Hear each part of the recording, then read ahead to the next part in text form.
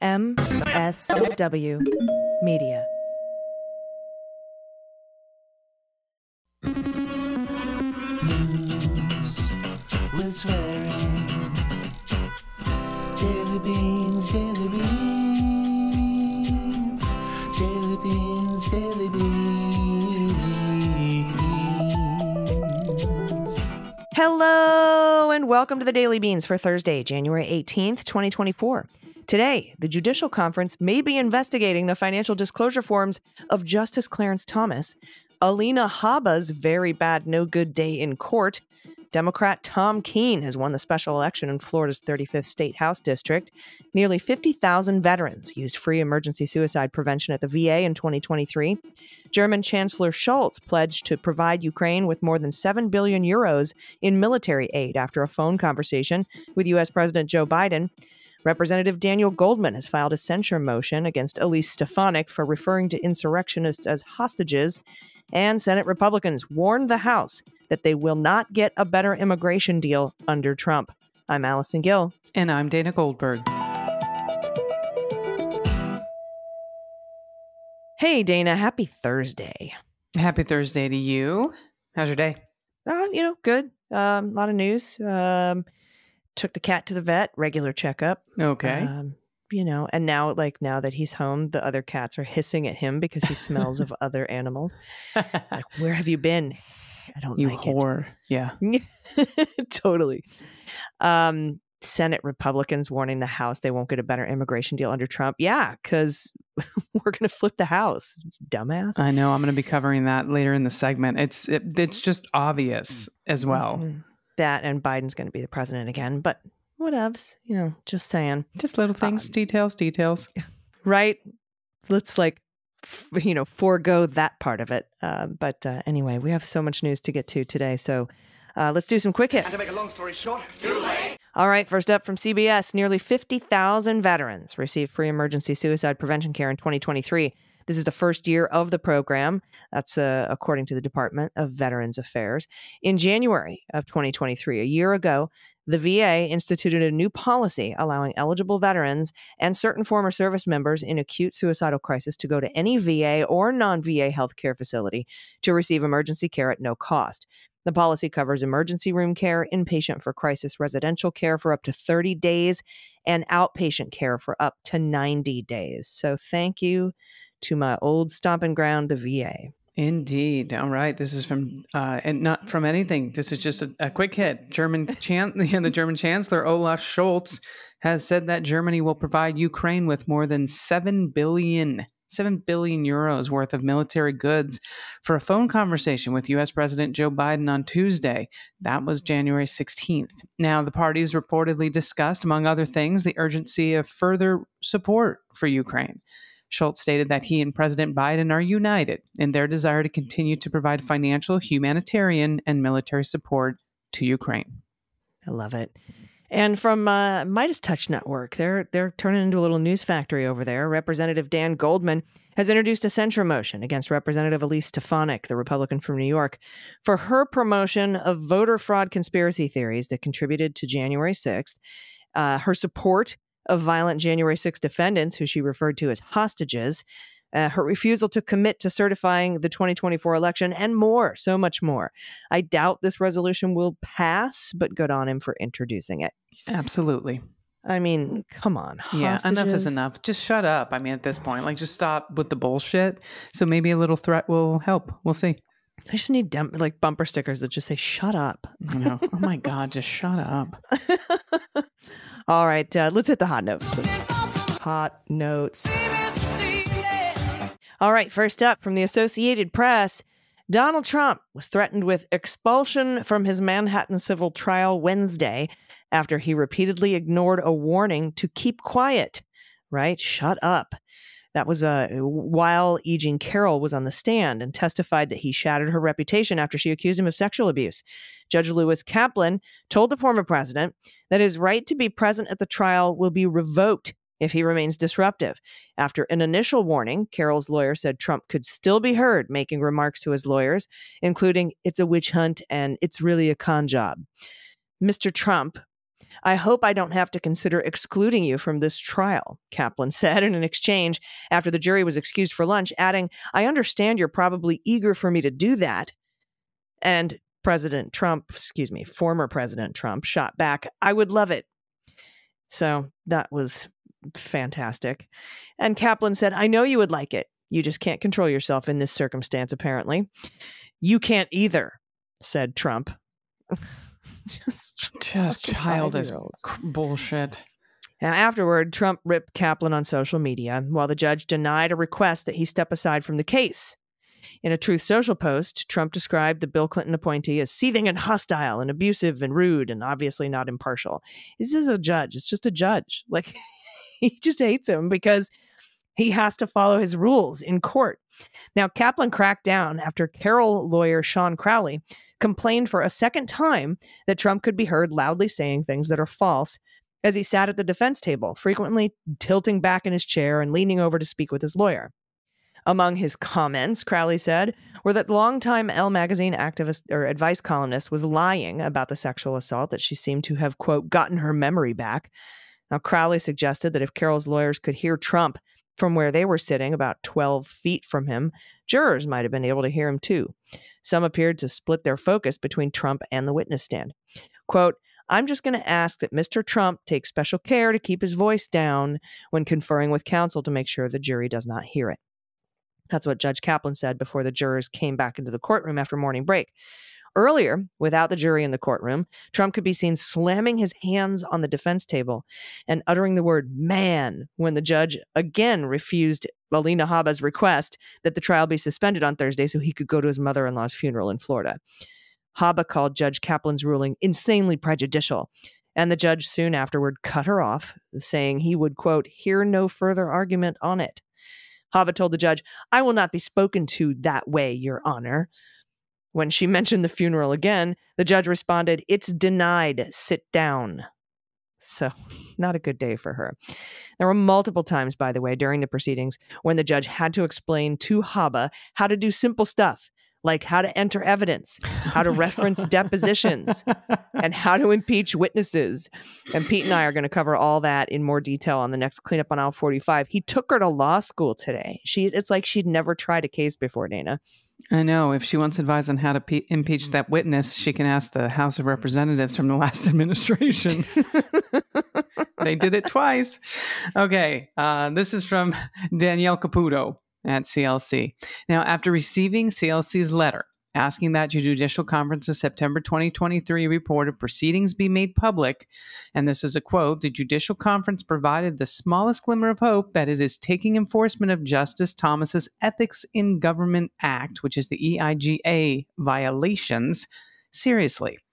It provided an update in the newly released report of the proceedings about its, and I quote, ongoing review of public written allegations of errors or omissions in a filer's financial disclosure reports. The Judicial Conference of the United States, the national policy-making body for our federal courts, it's comprised of the chief judge of each judicial circuit, the chief judge of the Court of International Trade, and a district judge from each regional judicial circuit. The filer in question, mentioned in the update, is likely to be Justice Thomas based on the timing of when the Judicial Conference receives letters from CLC, members of Congress, and other good government organizations regarding Justice Thomas's failure to report over 20 years of luxury travel gifts. While this step may not seem like a cause for celebration, the fact that the Judicial Conference even provided such an update in its report of the proceedings, it's highly unusual. The last time the Judicial Conference received letters regarding Justice Thomas's apparent willful violations of EIGA for failing to disclose private plane travel back in 2011, the Judicial Conference completely ignored them. So this is a change. There was no mention of either the private plane travel gifts Justice Thomas failed to report or any review occurring in the reports of the proceedings issued that year. Nearly 13 years later, AG, they were never publicly released. They had never publicly released any information about the matter. Wow. Yeah. In addition to the update about filers' financial disclosures reports, the Judicial Conference noted that it discussed legislative items of interest to the judiciary, including those related to ethics and transparency. The Judicial Conference heard from both Senator Sheldon Whitehouse, love him, and Representative Hank Johnson, who sent letters to the conference about Justice Thomas's failure to report travel and other gifts. There are very few avenues to achieve ethics enforcement for the Supreme Court, something CLC has often highlighted. But the Judicial Conference's ability to enforce willful violations of EIGA by referring such violations to U.S. Attorney General is one way to provide meaningful accountability. So in the story, it says, we hope that the Judicial Conference takes its responsibility to uphold EIGA seriously. Action by the Judicial Conference in this matter has the potential to prompt even more accountability in the judiciary, including the creation of ethics compliance mechanism in the Supreme Court that shows the public it understands that public trust is the foundation for faith in our democratic institutions. Yeah, I'm glad they said something, the Judicial Conference, but I've looked at the makeup of the body already because I knew that they were reviewing this. Yeah. And like 90% of them are Republican appointed judges. So I don't know how deep they're going to look. I don't think they'll make a referral to the Department of Justice. Shocked. I would be very, very shocked. But glimmer of hope, they didn't do it in 2011. And they didn't mention that 2011 disclosure form problem for the 13 years following. And this is the first time they've ever done anything like that in a really long time. So I don't know. Glimmer of hope, I guess. Next up from the Orlando Sentinel, a huge wave of amazing hope. In a race seen as a bellwether for Democratic chances this coming November, Democrat Tom Keene flipped what had been a Republican state house seat in Central Florida in a special election held Tuesday. Keene, who is a Navy flight officer who works in the aerospace training and simulation industry, defeated Republican Erica Booth, a teacher and member of the Acela School Board. I think that's how you say that. If you're a Leguminati in Florida, let me know. Unofficial totals for District 35, the seat there, had Keene with 51.3% of the vote to Booth's 48.7%. Quote, a huge thank you to all our supporters, volunteers, and voters who believed in our vision for a better, brighter District 35. That's what Keene wrote on social media. Your dedication, hard work, and votes have brought us to this incredible moment. Keene, who made abortion rights and property insurance key issues in the race, got between 65 to 70% of nonpartisan or non-party affiliated voters to make up for Republicans turning out in larger numbers than Democrats. Let me repeat that. There are more registered Republicans in this district than Democrats. Mm-hmm. More registered Republicans turned up to vote than registered Democrats. But the non-party affiliates made the difference. That's incredible. And, quote, what actually clinched the win for Democrats was the massive margin with NPAs and perhaps some Republican moderates as well. If anything, this should be concerning for the GOP because it indicates a voter anger that maybe they have not understood, unquote. A special election for the district in Eastern Orange and Ocala counties was triggered when former Republican State Rep Fred Hawkins resigned last year to become president of the South Florida State College in Highlands County. The district has an almost even collection of Democrats, Republicans, and independents. The election was considered a test of whether Florida Democrats will be more competitive in 2024 following their blowout loss to Governor Ron DeSantis in 2022, which swept in a GOP supermajority in both houses of the legislature. Quote, this proves that Democrats can win close races in the Sunshine State. That's House Democratic leader Fentrice Driscoll, a Democrat from Tampa. She said that in a statement. Quote, Florida is worth fighting for. Our work together has just begun. Keene canvassed with local Democratic stars, including Rep. Maxwell Frost and State Rep. Anna Escamani, and launched an ad targeting the GOP on abortion rights and mailed out flyers attacking Republicans on the property insurance crisis. Right? In Florida, because of the climate crisis. Yep. All of the insurance companies are saying, we're not going to insure you anymore. We can't afford it. Now, Booth, whose website stated she would, quote, protect our children from indoctrination and crack down on illegal immigration, was backed by a state GOP campaign slamming Keene as a radical, including a website ad and television ads. And Booth did not respond to repeated requests for interviews about her loss. Mysterious text messages also were sent to Democrats from a supposed progressive group claiming Keene agreed with DeSantis on the controversial Parental Rights in Education Act, called the Don't Say Gay bill by its opponents. Keene has been a very vocal critic of that law. So that's interesting. Now, that actually could be investigated. Yeah, absolutely. As election interference. We know that one guy who was, texting people, telling them that they could vote for Hillary by text. Yeah. He was found guilty of Title 18 U.S. Code 241 and has been sentenced to prison. Trump has also, by the way, been charged with that by Jack Smith. Now, the group, Florida Committee for Progressive Values, listed Austin Hurst of River Lake Boulevard in Bartow, Polk County as its registered agent, chair, and treasurer. Oh, that's a lot of jobs. According to state records, a Michael Austin Hurst is registered at that address as a Republican. Yeah, okay. That tracks. The Keene campaign compared the text to the ghost candidate scandal of 2020. Remember that, Dana? I do. Which involved 3 independent candidates who ran for competitive state Senate seats. And they lied and said they were Democrats or they had names similar to the Democrat to confuse voters. Candidates of both parties criticized Ron DeSantis for scheduling the special election 10 days into the 2024 legislative session, preventing the winner from attending key meetings and hearings, and from introducing new bills. Another open seat in South Florida was filled in a special election in December. Now, Democrats claim DeSantis set the election after the Iowa Republican presidential caucuses on Monday, so if Democrats flipped the seat, it would not embarrass him on the campaign trail. I don't think you need anybody's help to embarrass yourself on the campaign trail, Ronald. DeSantis came in a distant second to former President Donald Trump in Iowa, losing by nearly 30 points, and trails both Trump and former South Carolina Governor Nikki Haley in polling for the upcoming New Hampshire primary on January 23rd. The District 35 seat, by the way, it'll be up again in November for a full 2-year term. Thank you, AG. This one's from Sahil Kapoor at NBC.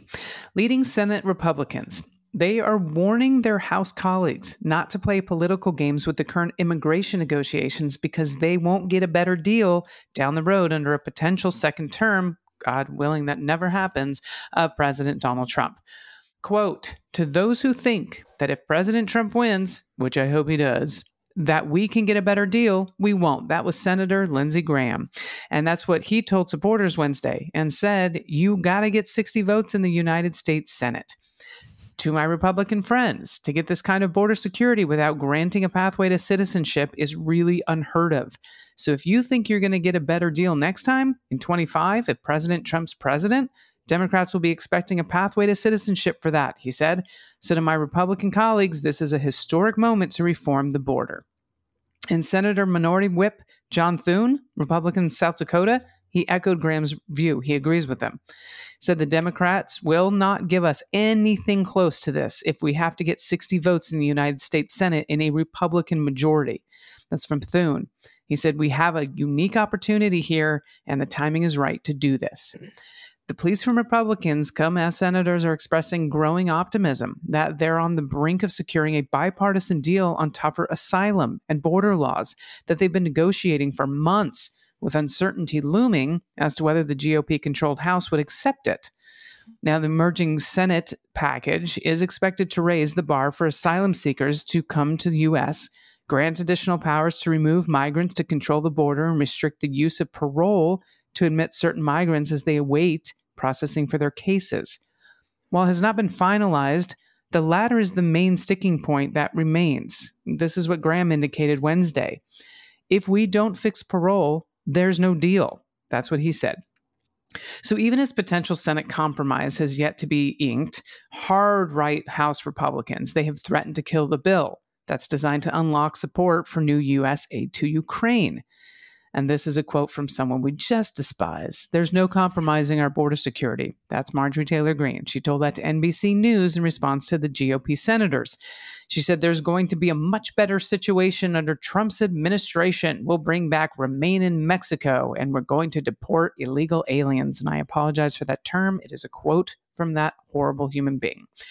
Greens said she would personally file a motion to vacate. Remember that? Never changed that there only needs to be one vote to get rid of the House Speaker. She said she would personally file a motion to vacate and force a vote to overthrow House Speaker Mike Johnson if he cuts a deal to fund Ukraine, no matter what immigration provisions it contains. She said, we can't fund Ukraine, calling it an absolute no-go. That would be a reason to vacate. Wow. Some House conservatives don't want to give President Joe Biden a victory. We've covered this on an issue like immigration, where he's politically vulnerable heading into a likely rematch with Trump this fall. Quote, the worst thing we could do is pass something that's border security in name only, similar to what's been reported that the Lankford deal is. That was from House Freedom Caucus Chair Bob Good. He's a Republican from Virginia. He's referring to an ongoing Senate negotiations with Homeland Security Secretary Alejandro Mayorkas, who is deeply unpopular on the right, by the way. And the GOP's lead negotiator, Senator Jim Lankford of Oklahoma, said that would be terrible because it wouldn't win for the American people. It wouldn't secure the border. It would give the Democrats political cover for the border crisis that they have intentionally created, and you fucker Republicans have intentionally refused to fix. Now, Senator Tom Tillis, he's that Republican from North Carolina, as we know, said it would be immoral to reject a deal for partisan reasons. Shocking. He said, you don't knowingly make this country less safe for political points. I'm a little surprised by some of the Republicans coming out of the woodwork on this, by the way. Now, Senate Minority Leader Mitch McConnell, may he stay that way, echoed the warnings that even if Republicans win full control of government, they wouldn't get a single Democratic vote for such a deal, and they wouldn't. Quote, one of the things that I keep reminding my members is if we had 100% Republican government, President, House, Senate, we probably would not be able to get a single Democratic vote to pass what Senator Lankford and the administration are trying to get together. That's what he told reporters, and he said, so this is a unique opportunity to accomplish something in divided government.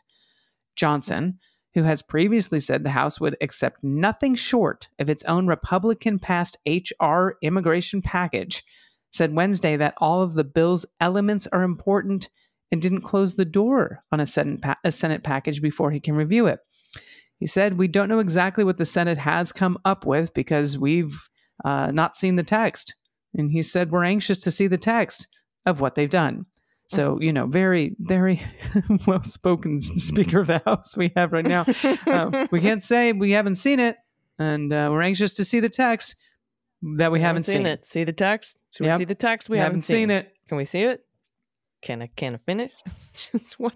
Ugh, they're horrible. So, the Democrats are compromising so we can fund Ukraine because the Republicans are holding this hostage. But the Republicans, at least, Bob Good and the Marjorie Taylor Greens of the world are like, but if we pass this, we said this yesterday or the day before, Dana, if they pass something and then they can't complain about the border leading up to, if they do their caravan thing, their annual caravan, getting ready for elections every 4 years. Yep. We'll be like, hey, you passed a thing. And they need this. They need this because they are losing their asses on abortion access every time it's up. They need something. So no, they're going to push back. I guarantee the House digs in their heels, even if the Senate's like, fucking sign it. Yep. We'll see what gets done. And then not to mention tomorrow, we need to pass a continuing resolution. So maybe that'll be a separate thing. We'll keep you posted. All right, everybody, stick around. We'll be right back with the good news. After these messages, we'll be right back. Hey, everybody, welcome back. It's time for the good news. Good news, everyone. Then good news, everyone.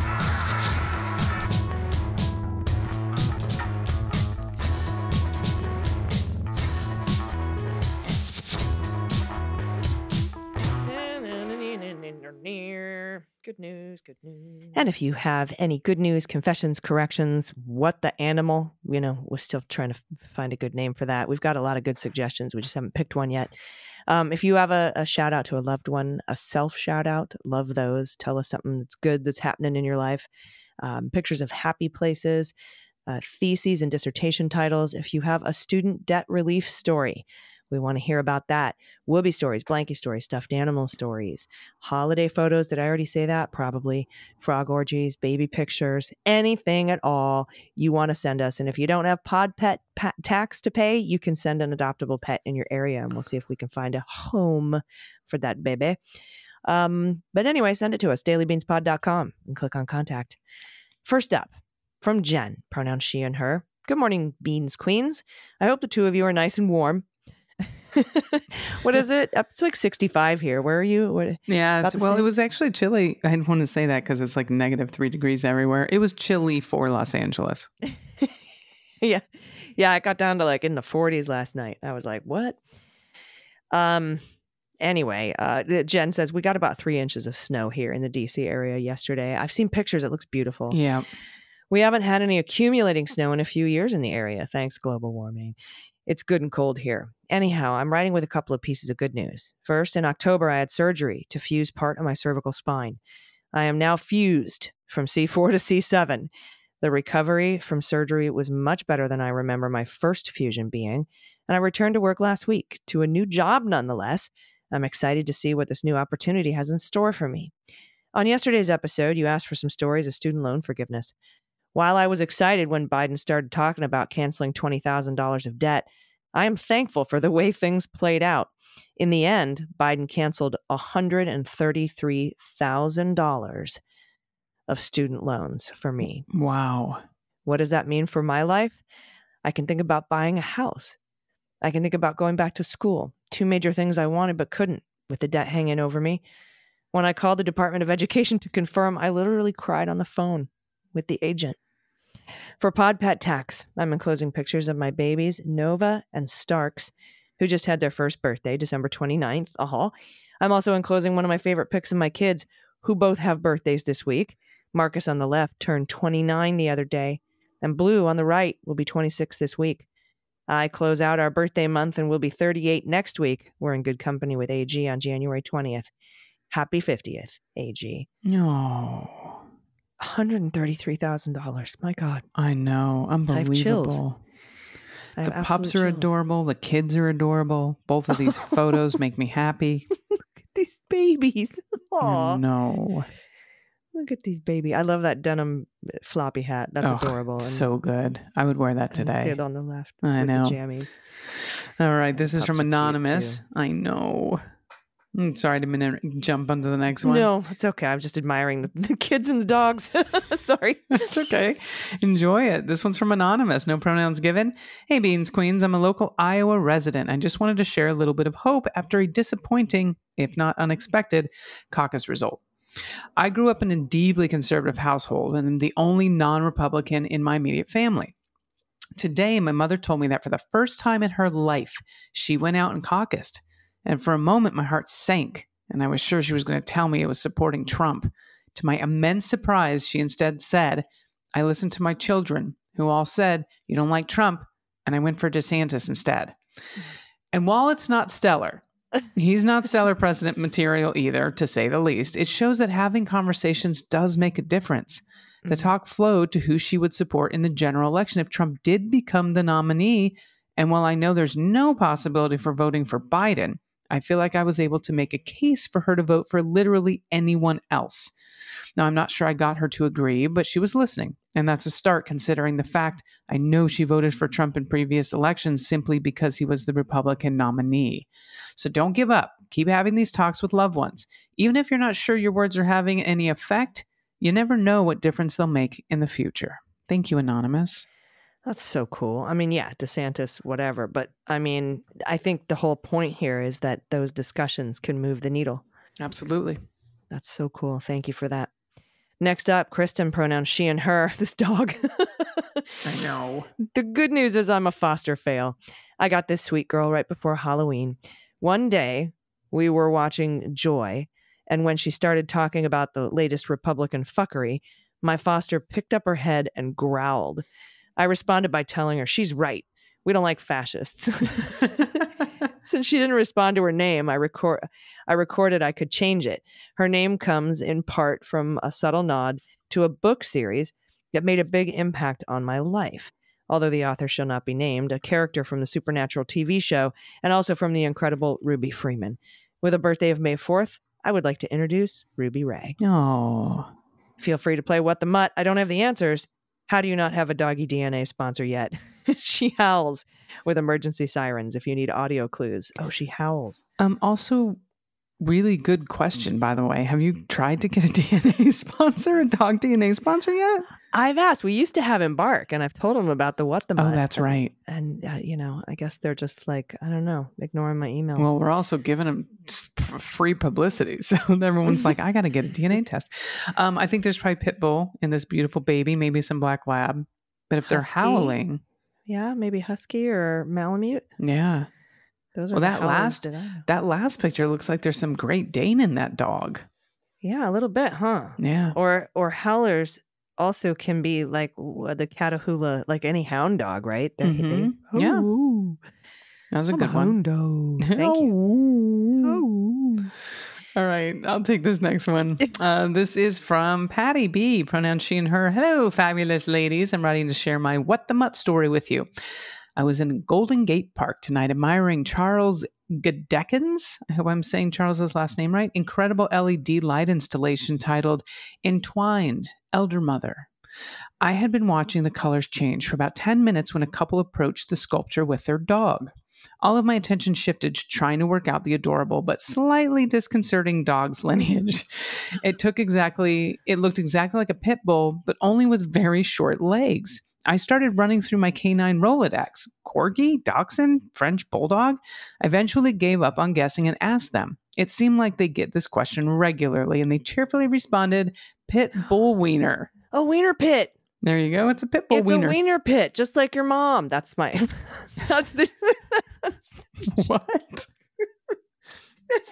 There's a meme that goes around the internet every year or so, and it's a wiener pit.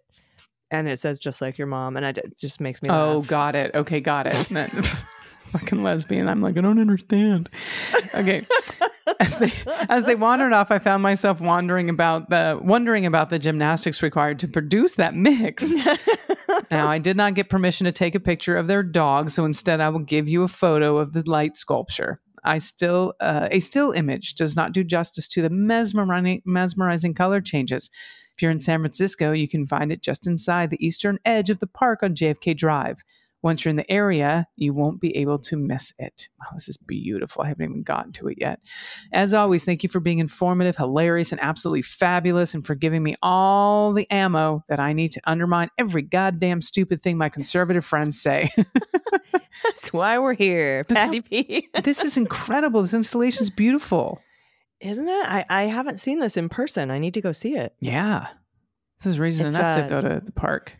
Charles Gadekin or Gadekin? I think, I don't know. Yeah. Incredible. I'm going to look this up. Yeah, that sounds right. Beautiful. Thank you for that. Thank you for that. All right. Next up from Mo in Miami, pronouns she and her. Kitchen table listener and frequent writer to my Shiros at the Daily Beans. Thanks for building the Beans comunidad and being open to so many tributes to pets. In response to Dana's taxidermy story, I present Peaches for Pod Pet Taxidermy. My college BFF had her prepared upon her death. Aww. I love you both, and I'm always grateful for all you do and the MSW team to keep us informed.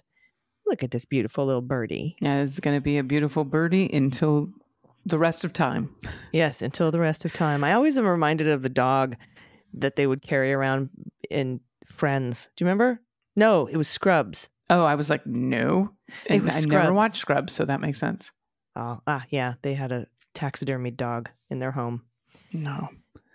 All right. Well, moving on. This is from... This last submission's anonymous, but it's from she and her. Hello, ladies of the legume. I have to start with giving a shout out to my wonderful and intelligent husband for converting a Trumper. My husband has been going to a chair massage place for the past few years. One massage therapist was supportive of Trump until last visit. She asked him why he supports Biden over Trump and what he also thought about the COVID vaccines. He politely expressed his views of why Biden is way more qualified than Trump and how the COVID shots have kept our family COVID-free still. Now, by end of conversation and massage, the therapist stated that she will not vote for someone who is a criminal and will support Joe fucking Biden. Oh my goodness.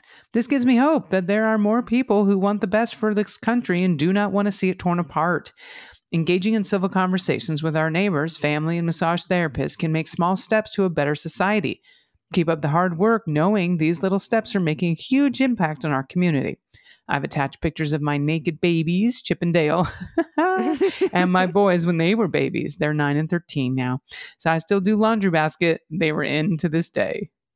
Oh my gosh. Oh, Okay, those there's little the naked kitties. And the boys are so cute. Oh, look at in the laundry basket. Oh my God. My friend Melanie had a baby boy, and your son in the laundry basket, the bottom one looks just like him. He's so cute.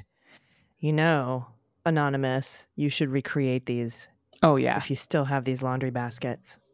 You should sit them in these laundry baskets at 9 and 13 and just recreate. Great idea. Chip and Dale, so cool. Yeah, I guess the theme today is it's the conversations with our friends, families, and neighbors. Yeah. That make the most difference, that bring someone with you that we say at the end of every show. Yep.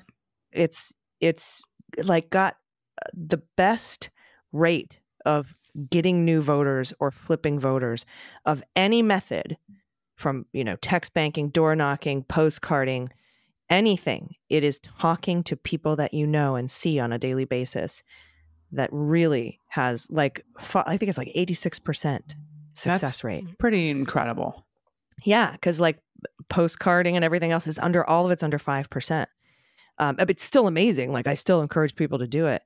But those conversations are very meaningful, and that seems to be the theme today. So keep that up. Thank you so much, Leguminati. You are amazing. Send in your stories about talking to your friends, family, and neighbors, and about how that's going, and maybe some of the best practices and tips and tricks, so that we can share them with everybody. Because it would be very helpful to me, because I know when I run into a Trumper, I'm like, you fucking suck, you're stupid. It doesn't go well. So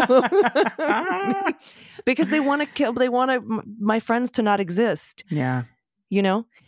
And so I have a hard time. So any tips and tricks, best practices, send them to us along with these student debt relief stories are incredible. Anything you want to send to us, dailybeanspod.com, click on contact. Any final thoughts today, my friend? Not for today. All right. Everybody will be back in your ears tomorrow for Fugle Saying Friday. Until then, please take care of yourselves, take care of each other, take care of the planet, take care of your mental health, take care of your family. Vote blue over Q. And take all of them with you. I've been HG. And I've been DG. And them's the beans. The Daily Beans is written and executive produced by Allison Gill, with additional research and reporting by Dana Goldberg. Sound design and editing is by Desiree McFarlane, with art and web design by Joelle Reeder with Moxie Design Studios. Music for The Daily Beans is written and performed by They Might Be Giants, and the show is a proud member of the MSW Media Network, a collection of creator-owned podcasts dedicated to news, politics, and justice. For more information, please visit mswmedia.com. MSW Media.